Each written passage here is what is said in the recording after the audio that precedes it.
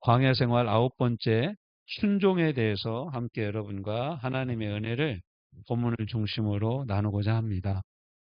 네, 사전적인 정의로서 순종은 순순히 따르는 것을 순종이라고 합니다.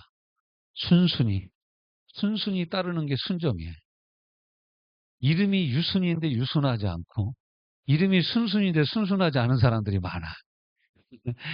이름은 이쁜데 이쁜 이름대로 살지 못하는 분들이 너무 많죠. 이름은 멋있는데 멋있는 이름대로 살지 못하는 이름이 참 많습니다. 특별히 이제 목사님들 자녀들이 이름이 모세도 많고 요한도 많고 안드레도 있고, 그런데 여러분 그 이름들이 제대로 살지 못하면 개명해야 됩니다. 개명해야 돼요. 이름을 개명해야 될 정도로 엉터리로 사는 사람들이 정말로 많이 있습니다. 네. 근데 오늘 순종은 순순히 따르는 게 순종이에요. 근데 성경에서 얘기하는 순종이란 무엇이냐? 같이 읽어봅시다. 시작. 하나님의 말씀과 감동대로 행하는 것.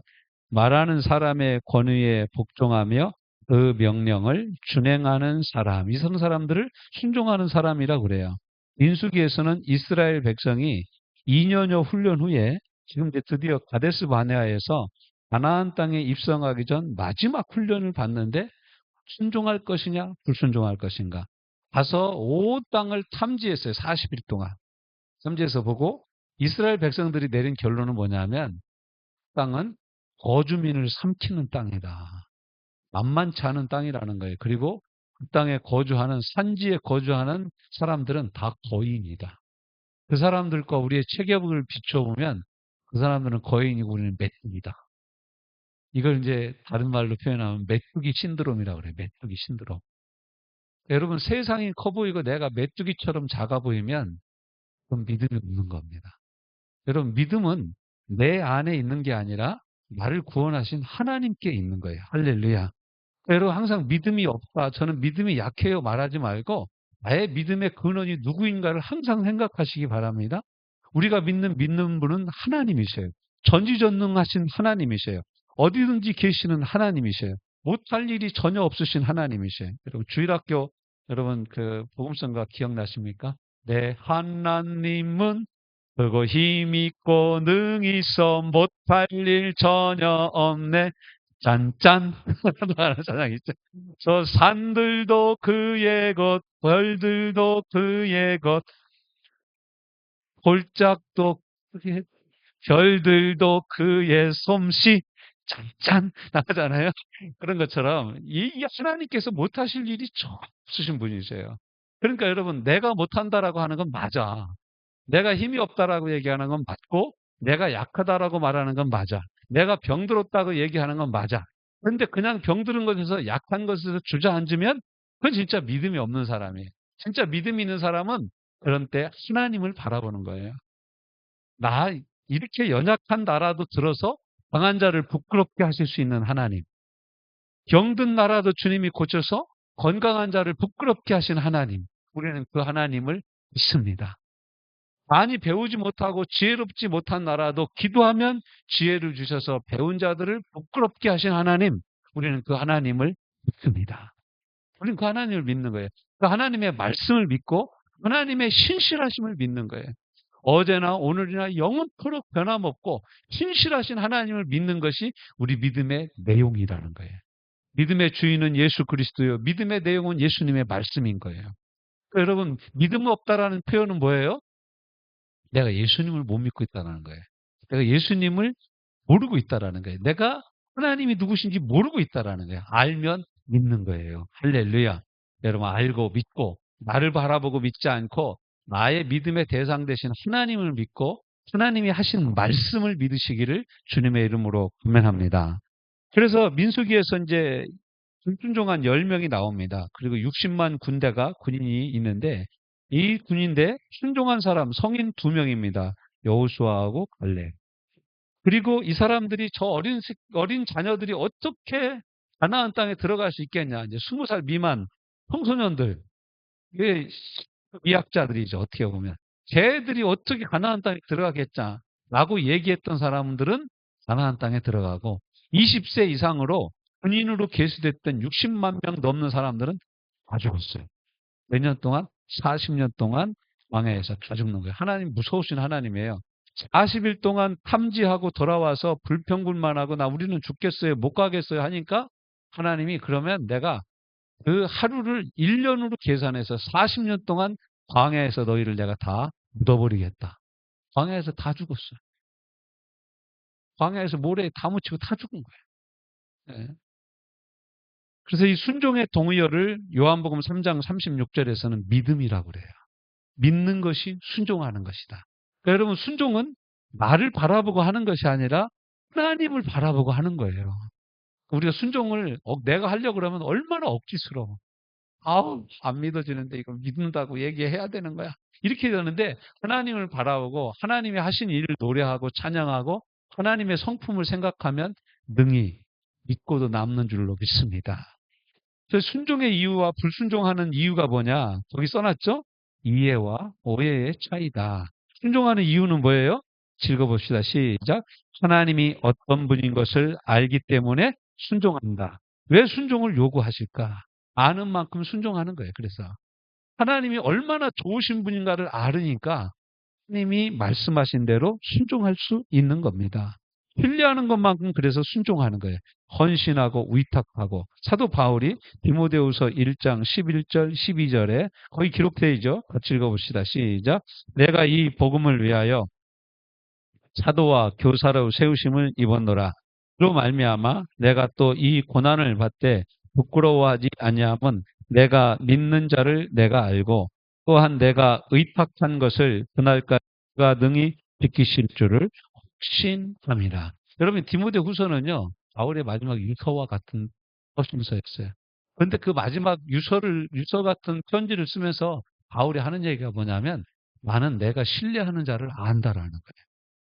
그렇기 때문에 나는 확신하면서 내 남은 목숨이 감옥에서 끝날지라도 형장의 이슬로 내가 사라질지라도 나는 쓰러지지 않는다라는 거예요. 하나님이 하신 일을 내가 다 이루고 말겠다라는 거예요. 그런데 반대로 불순종하는 이유가 무엇입니까? 이유는 하나님에 대해 오해하는 것만큼 불순종합니다. 예로 사울 왕입니다. 사무엘상 15장 17절부터 20절, 24절까지 말씀하면 여러분이 잘 아는 말씀이죠. 무슨 말씀 나올 것 같아요? 이만수 집사님 무슨 말씀 나올 것 같습니까? 순종이. 그래, 맞아. 그 말씀 여기서 나오는 거예요. 왜 그러냐면, 아멜렉 군대를 치라고 하나님 말씀하셨어요. 사무엘 선지자를 통해서. 그 치고, 그 사람들을 다 죽이고, 짐승들까지 다 죽이라고 하나님 말씀하셨는데, 사울이 아멜렉 군대를 쳐서 이기고 보니까, 짐승이 꽤 괜찮아 보이는 거야. 소, 말, 돼지 할 것 없이, 이놈들 그대로 가면 돈 될 것 같은 거야. 그러니까 여러분 순종을 안 하고 데리고 갑니다. 그러니까 사무엘이 15장에서 뭐라고 얘기합니까? 왕이여, 이 짐승들의 소리가 뭡니까? 왜 이 짐승들의 소리가 들립니까? 그 사울왕이 뭐라 그래요? 아, 우리가 아멜렉 쳐서 이겼는데요. 거기 좀 미끈미끈하고 괜찮은 짐승들, 하나님께 제사 드릴 만한 짐승들이 있어서 안 죽이고 잡아왔습니다. 그리고 나서 아니 그리고 저기 저희 있는 저놈 저거 아멜렉 왕인데 저놈 왜 살려뒀습니까? 그러니까 그거 뭐 꼭 잔인하게 죽일 필요 있습니까? 그런 식으로 얘기를 하는 거예요. 그때 사무엘이 사울을 향해서 이렇게 얘기합니다. 왕이여, 당신이 스스로 겸손하게 여길 때 하나님이 당신을 왕으로 세우지 않았습니까? 순종이 제사보다 낫고 하나님께 제물을 드리는 것보다 하나님의 말씀에 귀를 기울이는 것이 낫습니다. 불순종하는 것은 하술의 죄와 같고 거역하는 것은 우상을 숭배하는 것과 같습니다. 라고 얘기를 하는 거예요. 왕이 하나님의 말씀을 거역함으로 하나님도 왕을 떠나서 왕의 나라를 다른 사람에게 주실 것입니다. 그러니까 막 사울 왕이 막 이 사무엘을 옷을 붙잡고 가면 아니 되옵나이다. 나를 축복해주고 가시옵소서. 당신이 나를 왕으로 세운 사람이 아닙니까? 막 그런 장면이 이제 이 사무엘상 15장에 등장하는 거예요. 왜 여러분 사울 왕은 그렇게 불순종할 수밖에 없었어요? 하나님에 대해서 오해를 한 거예요. 하나님은요, 여러분 이 재물이 하나님께 뭔 유익이 있겠어요? 하나님 앞에. 근데 우리는 자꾸 그 재물을 가지고 하나님 앞에서 이게 딜을 하려고 그래. 아, 주님, 제가 교회가 이런 것이 필요하니까 제가 이만큼 할 테니까 저를 축복해 주십시오. 이러면 또 이런 것부터 시작해가지고 하나님, 내가 이건 드리고는 싶은데 하도 돌려막기를 해야 돼서 차마 못 드리겠습니다. 이런 것부터 시작해가지고 여러 가지 것들, 하나님이 정하신 것들을 내 마음대로 사용하는 것. 그게 뭐냐면 하나님 어떠신 분인지를 몰라서 그러는 거예요. 저희 선배 목사님 한 분이 이런 얘기를 하시더라고요. 그 목사님이 이제 자기 친구 목사가 외국에 공부하러 가는 바람에 한 달인가를 자기 친구네 목사 교회 가서 주일마다 설교를 하게 됐대요. 근데 첫 번째, 두 번째 주 설교를 하고 났는데 권사님 한 분이 상담 좀 하자고 그러더라는 거예요. 상담하러 딱 들어갔더니 권사님이, 목사님, 나는 젊어서 부터 시장 통해서 대파 팔고 옆에 그 노점에서 무 팔고 고추 팔고 깻잎 팔고 그래가지고 애들을 넷을 다 대학까지 가르쳤는데 넷이 다 교회를 안 나와요. 저는 뭔 죄가 이렇게 많은 년이라 애들이 교회를 안 나올까요? 그래서 이 목사님이 되게 좋은 목사님이시네. 아니, 권사님 생각하기에는 애들이 왜 안 나오시는 것 같아요? 왜 안 나오는 것 같아요? 물어보니까 권사님이 이렇게 대답했대. 제가요, 주일 헌금, 부정 헌금, 11조, 한 번도 떼먹어 본 적이 없습니다. 제가 그걸 열심히 냈는데, 우리 자녀들이 그것 때문에 교회 안 나온대요. 아니, 그게 무슨 얘기입니까? 그랬더니 자기가 애들이 뭐 사달라고 하면 그 사주지는 못해도 아무튼 뭐 헌금하는 건 안 빼먹고 성경책 속에다 이렇게 미리 떼놨다라는 거예요. 그걸 애들이 봤대요. 그러나서 애들이 뭐라고 생각을 하냐면 우리 줄 돈은 없는데 갖다 바칠 돈은 있다. 그래서 세상에 하나님이 그런 하나님이 어딨냐. 자식이 뭐 필요해서 돈 달라고 그러는데 자기가 쓴다고 자식 줄 돈을 뺏어가는 하나님 우리가 왜 믿냐. 이렇게 생각을 하고 자녀들이 다 시험 들어서 교회를 안 나온다라는 거예요. 목사님, 나는 어떻게 하면 좋겠냐고. 그래서 그 목사님 그랬대요. 주지 그랬어요. 자녀들이 달라 할 때 주지 그랬어요. 그랬더니 목사님 그래도 되는 거예요? 그래서 와, 하나님은요 세금쟁이가 아닙니다. 따라서 한번 해봅시다. 하나님은 세금쟁이가 아니시다. 그러면서 그분한테 이렇게 얘기를 했더니 그 권사님이 우시더라는 거예요.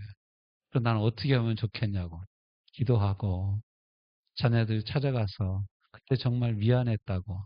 내가 그때는 믿음이 뭔지 하나님이 누구신지 내가 잘 몰라가지고 너희들한테 그렇게 했으니까 나를 용서해달라고 얘기해봐라. 그래서 이제 그분이 그 얘기를 듣고 권사님이 가서 자녀들하고 화해를 했나 봐요. 그 다음 주에 자녀들하고 같이 교회를 나왔더라는 거예요. 예. 하나님 하시는 일을 우리가 다 측량할 수가 없어요. 하나님은 우리가 정말로 뭐 빠지지 않게 11조 생활 잘하고 헌금 생활 잘하는 거 하나님 기뻐하시죠. 재물의 복도 주시고 하나님 그러시는데 우리가 그렇게 할 때 하나님을 오해할 경우가 참 많이 있어요. 어느 분은 11조 한다 그러면은 11조 딱 들은 거에 있어서 뭐 그 월급이라는 게 그렇잖아요. 뭐 75원, 85원 이렇게 들어오잖아. 그러면 75원, 85원도 딱 따져가지고 드리는 사람들이 있어요. 물론 성격이지만 우리가 하나님을 오해하면 하나님이 그런 하나님으로 오해할 수도 있어요. 그렇지만 하나님이 여러분 이런 생각을 해보자고. 우리가 하나님이 우리를 구원하시기 위해서 아들 예수 그리스도를 잊지 않고 내어주셨어요. 독생자 외아들을. 독생자 외아들. 그래서 우리가 하나님께 11조를 드리든 감사한금을 드리든 이 모든 것은 이 하나님의 사랑에 대한 내 감격의 표현인 거예요. 네. 여러분 신약 성경에서는 예수님이 뭐 바리새인들하고 얘기할 때 뭐 11조 얘기하고 굳이 뭐 큰 얘기가 없습니다. 그럼 이제 요즘에 유튜브 잘못 보고 젊은이들이 그럼 뭐 교회에서 11조 할 필요가 있냐 이런 얘기하시는 분들이 많은데 여러분 신약 성경 잘 보면요. 신약의 성도들은 11조가 아니에요. 밥 팔고 논 팔아고 집 팔아가지고 11조 다 드렸어요. 하나님 앞에. 이게 사도행전이 그런 거예요. 자기 소유를 다 팔아 사도들의 발 앞에 놨어요. 그 여러분 11조보다 작아요, 커요? 말도 안 되지. 그렇지. 20년치 11조 한 거하고 똑같은 거지. 뭐 집 팔고 돈 팔고 냉장고 팔아서 다 하고 다 드렸으니까. 또 여러분 예수님의 제자들은 어떻게 해요? 예수님이 나를 따라오너라. 그럼 어떻게 해요? 하고 이제 배, 그물, 배도 버리고 그물도 버리고 아버지도 버리고 아내도 버리고 예수님 따라갔어요. 그럼 이게 버린 거지만 실은 바친 거잖아요. 그러니까 여러분 신약성경에서 11조 얘기하고 그런 게 별로 없어요. 왜냐하면 신약성경에서 예수님을 만나면 그의 삶 전체가 하나님께 드려지는 거예요. 내 인생 전부를 하나님께 바쳐버린 거예요. 그러니까 거기에서 별 의미가 없어요. 10의 1조냐, 뭐 감상, 이게 의미가 없어지는 거예요. 왜냐하면 내 인생이 통째로 하나님께 드려진 거니까. 그래서 신약성경에는 실은 그 드리는 것들에 대해서 별로 얘기가 없는데도 불구하고 계속 나오죠. 돈 얘기가 계속 나와요. 돈을 사랑하지 말라. 이는 일만하게 뿌리니라. 돈을 사랑하면 어떻게 됩니까? 돈의 포로가 되는 거예요. 돈이라는 놈은 진짜로 묘한 놈이 돈입니다. 여러분, 기도할 때는 내가 돈 없이도 살 수 있을 것 같죠? 근데 기도 끝나고 집에 가려고 해봐요. 그때부터 돈 생각이 솔솔 나기 시작해가지고 돈 없이는 하루도 우리가 못 살아. 어떻게 보면은. 그래서 여러분, 히브리서 13장 한번 볼래요? 히브리서 13장. 우리 주보에 맨날 나와 있는 말씀인데 그 말씀이 왜 나왔는지를 우리 한번 보자고요. 히브리서 13장. 자, 13장. 5절. 5절부터 읽어봐요. 시작. 돈을 사랑하지 말고 있는 바를 족한 줄로 알라. 그가 친히 말씀하시기를 내가 결코 너희를 버리지 아니하고 너희를 떠나지 아니하리라 하셨느냐. 여러분, 내가 결코 너희를 버리지 아니하고 떠나지 아니하리라는 말이 무엇에 관계된 말씀이라고요? 돈하고 관계된 말씀. 돈 없으면 하나님 날 떠난 것 같이 느껴진다라는 거예요. 쉽게 얘기하면. 여러분 요즘 돈 많아요? 돈 없어요? 그럼 하나님 여러분 떠난 것 같이 느껴지지 않아요? 아닙니까? 성경이 그렇다고 얘기하고 있는데, 자, 그 다음에 6절, 시작. 그러므로 우리가 담대히 말하되, 그는 나를 돕는 이시니 내가 무서워하지 아니하겠노라. 사람이 내게 어찌하리요? 하노라. 무엇 때문에요? 돈 문제 때문에 이 얘기가 나온 얘기야. 제 얘기가 아니에요. 성경이 지금 그렇게 얘기하고 있는 거예요. 7절, 시작. 하나님의 말씀을 너희에게 일러주고 너희를 인도하던 자들을 생각하며 그들의 행실의 결말을 주의하여 보고 그들의 믿음을 본받으라. 그러면서 나온 말씀이 뭐예요? 결론이 예수 그리스도는 어제나 오늘이나 영원토록 동일하시니라. 이 말씀이 왜 나온 거라고요? 돈 때문에 나온 거예요. 여러분 돈 때문에 시험 들 때마다 예수 그리스도가 영원토록 동일하신 분인 것을 잊지 마시길 바랍니다. 그분이 도와주실 줄로 믿습니다. 그분이 공급하여 주실 줄로 믿습니다. 자, 우리가 이렇게 하나님을 알 때 우리는 온전히 헌신할 수 있다는 거예요. 어떻게 헌신하냐? 마태복음 7장 13절부터 27절까지 말씀해 보면 좁은 문과 넓은 문이 나와요. 좁은 문은 뭐 하는 문이에요? 2번 생명의 문이에요. 넓은 문은 멸망의 문이에요. 자, 좋은 나무와 나쁜 나무가 나와요. 좋은 나무에서는 좋은 열매가 맺히고 나쁜 나무에서는 나쁜 열매가 맺혀요. 여러분 내 마음속에 나쁜 마음을 많이 먹고 있으면 내 입에서 뭔 말이 나와요? 나쁜 말이 나오는 거예요. 나쁜 말이 나오는 거예요. 나쁜 말이 나와요. 자, 좁은 문으로 가는 이 문은 아버지의 뜻대로 사는 문이요. 넓은 문으로 가는 문은 불법인 문이에요. 자, 좁은 문은 말을 듣고 하나님의 말씀을 듣고 행하는 자로 반석 위에 집을 짓는 사람이죠. 지을 때는 오래 걸려도 비바람이 불 때 무너지지 않는 견고함이 있습니다. 그렇지만 넓은 문은 어때요? 듣고 행하지 않는 자예요. 그릇 행함도 포함되는 행하기는 행하는데 지 맘대로 행해. 안 됩니다. 한 말씀대로 행해야 됩니다. 모래 위에 집은 지은 집 같아서 빨리 짓고 화려하지만 비가 오고 홍수 나면 무너져 버립니다. 저는 우리나라가 좀 걱정되는 것 중에 하나가 우리나라에도 지금 지진이 계속 발생하고 있거든요. 전에는 홍성, 전에는 포항. 포항에서 지진 생길 때 제가 목양실 저 중 3층에 있었거든요. 막 흔들리더라고. 그날은 왜 일본 사람들이 얼먹은지 알았어요. 일본 사람들이 지진의 공포, 1년에 지진이 한 50회 이상 발생한다고 그래요, 일본 사람들은. 여러분, 일본 사람들 보면 좀 이렇게 고추장 안 푸른 찌개 같지 않아? 좀. 근데 왜 그러냐면 항상 그 공포에 눌려 있는 거예요. 제가 아는 선교사님 한 분이 일본에 선교사로 가 있는데, 그분이 이제 그 한국에서 온 분들을 이렇게 안내 가이드를 하면서 도쿄 타워 올라가는데 자기는 표를 끊어주고 자기는 안 올라가는 거예요. 선교사님 왜 안 올라가십니까? 그러니까 죄송합니다. 제가요.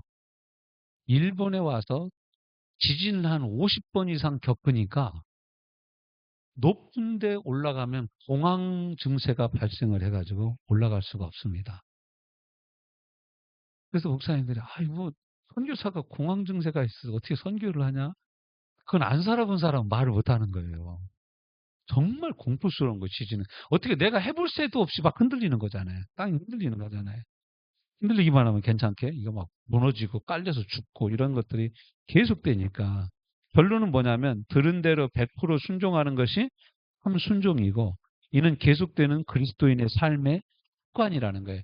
따라서 해봅시다. 순종도 습관이다. 예, 믿는 것도 습관이고 순종도 습관이에요. 자꾸 믿고 자꾸 순종하기 시작하면 이것이 저절로 우리의 습관이 되는 거예요. 구체적으로 어떻게 우리가 순종해야 되냐? 1번 기록된 말씀에 순종해야 합니다. 이미 기록되어진 말씀에 반대로 되는 성령의 감동이란 없습니다. 그러니까 항상 기뻐하라. 쉬지 말고 기도하라. 성경 말씀이 이렇게 있는데 저 기분 나빠요. 기뻐할 수 없어요. 저는 뭐 쉬지 않고 기도 못해요. 안 할래요. 제가 감동을 주셨는데요. 기도하지 말라고 그랬어요. 이런 감동은 맞아요? 틀려요? 그러니까 사탄이 주는 감동이에요. 네. 범사에 감사하라. 어떻게 감사해요? 저 감사 못해요. 이러면은 그건 성령께서 주시는 감동이 아니라는 거예요. 말씀은 맥락과 문맥과 역사 속에서 바로 이해되고 적용돼야 된다는 거예요. 두 번째, 성령의 감동에 순종하라는 거예요. 우리가 매일 성경으로 아침마다 새벽마다 본문에 따라서 하나님의 말씀을 묵상을 합니다. 하나님 우리에게 주시는 감동이 있어요. 감동에 순종해야 합니다. 성경을 공부할 때, 이렇게 기도할 때, 말씀을 들을 때 하나님 분명히 우리 가운데 말씀하셔요. 너 이거 순종해야 돼. 너 99만 표. 너 순종해. 이런 마음을 주세요. 우리의 이익 문제로 불순종하면 하나님이 말씀하시는 것을 멈추십니다. 왜냐하면 하나님은 인격적이신 하나님이에요. 하나님 우리에게 말씀하셨는데 우리가 그 말씀을 지키지 않으면 하나님 더 이상 우리에게 말씀하지 않으셔요. 자, 그 다음에 3번 진리의 법 안에서 생명의 성령의 법으로 순종해야 되는 거예요. 요한복음 8장 32절이 무슨 말씀이에요? 진리를 알지니 진리가 너희를 자유케 하리라. 진리는 누구예요? 예수 그리스도시죠. 로마서 8장 1절 2절 말씀은 뭡니까? 그러므로 그리스도 예수 안에 있는 자에게는 결코 정죄함이 없나니 이는 그리스도 예수 안에 있는 생명의 성령의 법이 죄와 사망의 법에서 너희를 해방하였습니다. 이 진리 안에서 순종해야 돼. 말씀 안에서, 진리 안에서. 마지막으로 네 번째, 어떻게 순종해야 돼요? 지속적으로 순종해야 돼요. 순종은 하나님을 향한 성도의 마땅한 태도라는 거예요. 우리는 순종을 사건으로 생각합니다.